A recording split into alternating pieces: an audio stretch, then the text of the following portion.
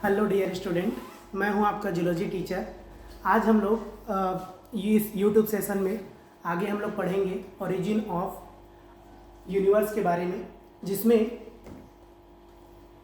जिसमें आज हम ये देखेंगे कि यूनिवर्स का ओरिजिन किस प्रकार से हुआ है, कौन कौन से सिद्धांत इसमें मान्य हैं, इसको हम आज लेकर के आगे बढ़ेंगे। तो चलिए स्टार्ट करते हैं। इससे पहले जो भी स्टूडेंट मेरा पिछला वीडियो नहीं देखे होंगे वो देख सकते हैं। हम ओरिजिन ऑफ लाइफ के बारे में पढ़ चुके हैं, ठीक है। तो आगे आज हम देखते हैं origin of universe. Universe means ब्रह्मांड। तो यूनिवर्स क्या है? यूनिवर्स को हम लोग कॉस्मोस भी कहते हैं, ठीक है, जिसे हिंदी में ब्रह्मांड कहते हैं। तो एज ऑफ अगर कॉस्मोस अगर देखें, एज ऑफ कॉस्मोस, तो ये 20 अरब वर्ष लगभग इसका एज हो चुका है। हमारे ब्रह्मांड अगर देखें पूरे यूनिवर्स में लगभग कितने गैलेक्सीज हैं, तो 10,000 मिलियन गैलेक्सीज यहाँ पे प्रेजेंट हैं, ठीक है। और यूनिवर्स कितने लाइट ईयर्स में फैला है, तो लगभग ये 10 अरब लाइट ईयर्स किलोमीटर में फैला है, ठीक है। और ये हम पहले भी जानते हैं, स्टडी ऑफ यूनिवर्स या ब्रह्मांड की स्टडी को, अध्ययन को हम लोग क्या कहते हैं? कॉस्मोलॉजी कहते हैं, ठीक है। तो अब आगे हम देखते हैं कि ओरिजिन ऑफ यूनिवर्स के बारे में विभिन्न वैज्ञानिकों ने जो सिद्धांत दिए हैं उसके बारे में। अलग अलग वैज्ञानिकों ने समय समय पे अलग अलग सिद्धांत प्रस्तुत किए हैं, जिसमें 3 मुख्य रूप से सिद्धांत हैं, जिसमें जो बिग बैंग हाइपोथेसिस या बिग बैंग थ्योरी कहते हैं, महाविस्फोट सिद्धांत, वो सबसे मान्य सिद्धांत है। उसके अलावा ये बिग बैंग थ्योरी हो गया जो सबसे मान्य है, एक पल्सेटिंग थ्योरी है और एक स्टडी स्ट्रिप थ्योरी है। ये 3 थ्योरीज अलग अलग वैज्ञानिकों के द्वारा दिया गया जो मान्य करा रहे हैं, जिसमें सबसे ज़्यादा मान्य जो है वो बिग बैंग थ्योरी को ही कहा जाता है, ठीक है। तो अब हम आगे बढ़ते हैं और एक एक करके इस सिद्धांत को पढ़ते हैं। सबसे पहले बिग बैंग थ्योरी के बारे में पढ़ते हैं या बिग बैंग हाइपोथेसिस के बारे में पढ़ते हैं। तो बिग बैंग हाइपोथेसिस क्या बताना चाहते थे वैज्ञानिक? तो बिग बैंग हाइपोथेसिस को किसने दिया है उसके अकॉर्डिंग अगर देखें तो सबसे पहले इसको दिया है जॉर्ज लेमेंथिया ने दिया है। किसने दिया है? जॉर्ज लेमेंथिया ने दिया है। इस चीज़ को याद रखेंगे, वस्तुनिष्ठ क्वेश्चन में एग्जाम में पूछा भी जा सकता है, ठीक है। तो बिग बैंग हाइपोथेसिस या महाविस्फोट सिद्धांत को सबसे पहले किसने दिया है? तो जॉर्ज लेमेंथिया ने दिया है, ठीक है। 1927 में दिया था। ये एक बेल्जियम के साइंटिस्ट थे। कहाँ के साइंटिस्ट थे? बेल्जियम के साइंटिस्ट थे। इन्होंने ये एक्सप्लेन करने की कोशिश किया कि बिग बैंग हाइपोथेसिस है क्या। अगर देखें तो वे द यूनिवर्स बिगिन, मतलब यूनिवर्स का शुरुआत किस तरीके से हुआ है ये बताने का कोशिश किया बिग बैंग हाइपोथेसिस या महाविस्फोट सिद्धांत के द्वारा, ठीक है। तो यूनिवर्स की शुरुआत किस प्रकार हुआ है ये समझाने का कोशिश किया बेल्जियम के साइंटिस्ट जॉर्ज लेमेंथियर ने, ठीक है। अब देखते हैं कि किस प्रकार से हुआ है और ये कब हुआ है। ये सन भी आप याद रखेंगे, ये 13.7 बिलियन ईयर एगो हुआ है, ठीक है। ये अकॉर्डिंग टू बुक मैं बता रहा हूँ, कहीं कहीं पे ये 15 बिलियन ईयर एगो लगभग अप्रॉक्स करके भी देता है, तो आप कंफ्यूज नहीं होंगे। हालांकि बुक के अकॉर्डिंग अपन को यही पढ़ने हैं, 13.7 बिलियन ईयर एगो, ठीक है। अब देखते हैं बिग बैंग हाइपोथेसिस में हुआ क्या था। तो ऐसा माना जाता है कि जब ब्रह्मांड की उत्पत्ति नहीं हुआ था तो उससे पहले कुछ भी नहीं था, ठीक है, कोई भी भौतिक चीजें नहीं थी, लेकिन एक बिंदुनुमा एक पॉइंट था कह सकते हैं, जिसको सिंगुलरिटी कहा वैज्ञानिकों ने, ठीक है ना, सिंगुलरिटी कहा। उससे पहले सब चीज, चाहे वो ग्रेविटी हो, चाहे वो डेंसिटी हो, चाहे वो एनर्जी हो, ये बहुत ज्यादा मात्रा में इस छोटे से बिंदु में ही, ठीक है, जिसको सिंगुलरिटी कहा गया, उसी में ही समाहित था, ठीक है ना। एक छोटे से बिंदु या सिंगुलरिटी, उसी में ग्रेविटी बहुत ज्यादा इकट्ठा हुआ था, डेंसिटी था और एनर्जी भी इकट्ठा था, ठीक है ना। तो इससे पहले कुछ भी नहीं था, ना तो समय की गणना भी इससे पहले नहीं किया जाता है। ये महाविस्फोट सिद्धांत के बाद ही समय की गणना भी करते हैं, इस चीज को याद रखना। तो एक सिंगल पॉइंट था, ठीक है, सिंगुलरिटी कहा गया, उसी में ये सब चीज समाहित थे, ग्रेविटी, डेंसिटी, एनर्जी।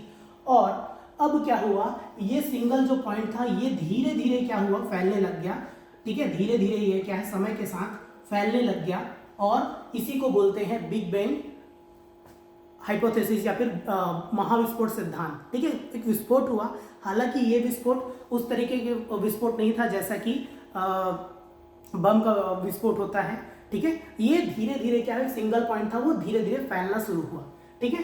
तो ये जब फैलना शुरू हुआ तो इससे क्या क्या बना, तो सबसे पहले मैटर हो गया, टाइम बना और स्पेस बना। देख रहे हो क्या बना, मैटर बना, पदार्थ बोलते हैं, सब्सटेंस बना, टाइम बना और स्पेस, स्थान भी आया, ठीक है। इससे पहले कुछ नहीं था। तो इसी समय से ही, इसीलिए समय की गणना करते हैं, जब बिग बैंग या महाविस्फोट सिद्धांत हुआ उसी समय से समय की गणना करते हैं, क्योंकि ये तीनों चीज बना, मैटर्स, टाइम और स्पेस। अब इसी मैटर्स में ही क्या हुआ, ये धीरे धीरे फैल ही रहा था, ठीक है। ये मैटर में, अब मैटर में क्या क्या चीजें रहा, तो जाहिर सी बात है न्यूट्रॉन, प्रोटॉन और इलेक्ट्रॉन। अब न्यूट्रॉन और प्रोटॉन जान ही रहे हो आप लोग, न्यूट्रॉन और प्रोटॉन जो मिलकर क्या बनाया, न्यूक्लियस बनाया, और न्यूक्लियस के चारों तरफ कौन चक्कर लगाता है, इलेक्ट्रॉन चक्कर लगाता है, इस तरीके से, ठीक है ना, इलेक्ट्रॉन चक्कर लगाता है। तो इस तरीके से पदार्थ के रूप में उसमें क्या न्यूट्रॉन और प्रोटॉन था जो न्यूक्लियस बनाया, और इलेक्ट्रॉन उसके चारों तरफ चक्कर लगाने लगे। उस एलिमेंट में ये सब जब मिले न्यूट्रॉन, प्रोटॉन, इलेक्ट्रॉन, तो उससे क्या बना, एलिमेंट बना, तत्व बने, ठीक है। और तत्व के रूप में मेनली अगर कहें तो हाइड्रोजन बना, और कुछ समय बाद हीलियम भी बना, ऐसा कहा जाता है। तो हाइड्रोजन जब बना तो हाइड्रोजन के इस तरीके से क्लाउड्स पूरे बनने लग गए, ठीक है ना, क्लाउड्स पूरे बनने लग गए, जिसको हम हाइड्रोजन क्लाउड्स कहते हैं। और हीलियम भी था, तो हाइड्रोजन, और जब हीलियम आया तो इसमें क्या हुआ, न्यूक्लियर फिजन आया। जब हाइड्रोजन हीलियम के साथ मिलने लग गया तो उसकी वजह से क्या हुआ, नाभिकीय संलयन हुआ, न्यूक्लियर फिजन हुआ, ठीक है ना। तो इस न्यूक्लियर फिजन से फिर क्या हुआ, स्टार का निर्माण हुआ। स्टार जैसे हमारा सन जो है वो स्टार है, तो स्टार का निर्माण हुआ है। समझ में आया? एक बार और बताता हूँ। एक सिंगल पॉइंट था जिसमें बहुत सारी ग्रेविटी, बहुत सारे डेंसिटी, घनत्व और एनर्जी समाहित था, लेकिन समय के साथ वो एक फैलने लग गया। और उससे पहले समय तो था नहीं, तो मैटर्स बना, टाइम बना, स्पेस बना। मैटर में ही इलेक्ट्रॉन, प्रोटॉन, न्यूट्रॉन बने। इलेक्ट्रॉन, प्रोटॉन, न्यूट्रॉन एलिमेंट का निर्माण किया, उसमें विशेष रूप से हाइड्रोजन बना। हाइड्रोजन, उसके बाद हाइड्रोजन क्लाउड्स बना, ठीक है ना, हाइड्रोजन क्लाउड्स बना, जिसको नेबुलर क्लाउड कहते हैं। इसके बाद आगे वीडियो में हम यही पढ़ेंगे नेबुलर हाइपोथेसिस के बारे में। तो हाइड्रोजन के क्लाउड्स बने, और उसमें जब हीलियम था तो दोनों क्या है, नाभिकीय संलयन हुआ, और नाभिकीय संलयन या नाभिकीय संलयन से क्या हुआ, स्टार्स बने, ठीक है, स्टार्स जैसे सन बना। तो ये था बिग बैंग हाइपोथेसिस। समझ में आया? बिग बैंग हाइपोथेसिस को एक और तरीके से मैं बताने की कोशिश करता हूँ। ऐसा बोला जाता है कि एक सिंगल पॉइंट से, जिसको हम सिंगुलरिटी कहा, वहां से क्या हुआ, एक्सपेंड होना शुरू हुआ, और आज तक जिस समय हम बात कर रहे हैं उस समय भी क्या है, ये चीजें एक्सपेंड होती जा रही हैं, ठीक है ना, एक्सपेंड होती जा रही है अभी तक भी, ठीक है। तो एक बार सिंगल पॉइंट था, उससे क्या है, लगातार फिर वो एक्सपेंड होते जा रहा है। तो ये हो गया क्या, बिग बैंग हाइपोथेसिस। नाम याद रखने हैं, जॉर्ज लेमेंटियर ने दिया था।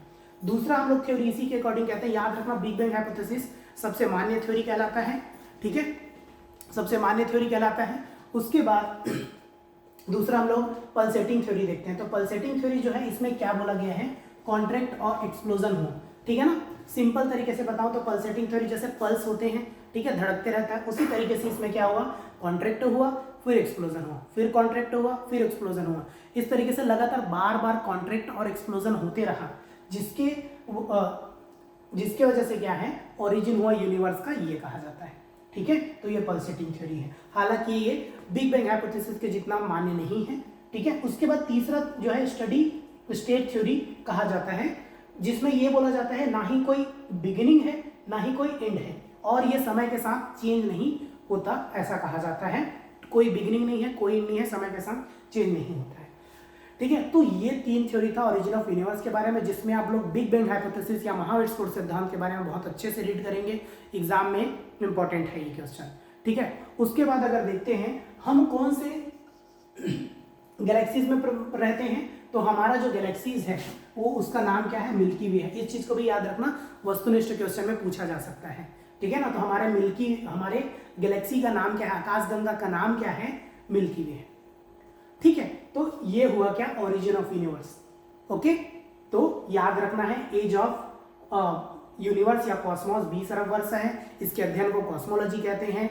बहुत सारे गैलेक्सीज प्रेजेंट है या स्टेलर सिस्टम प्रेजेंट है, हमारे गैलेक्सीज को मिल्की वे कहते हैं, जिसमें मुख्यतः 3 सिद्धांत हैं। और पहला सिद्धांत जिसमें बिग बैंग हाइपोथेसिस है, और दूसरा है पल्सेटिंग थ्योरी है, तीसरा है स्टडी स्टेट थ्योरी है, ओके।